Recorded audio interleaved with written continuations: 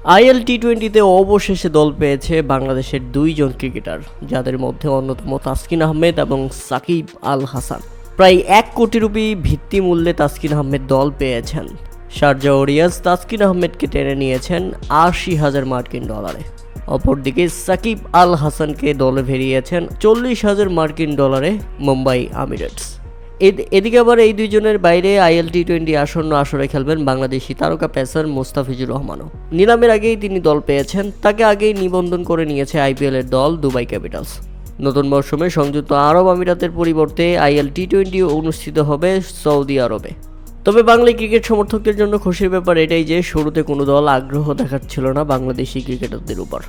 তবে শেষ দিকে সাকিব আল হাসান ও তাসকিন আহমেদ একই সঙ্গে দল পেয়েছেন।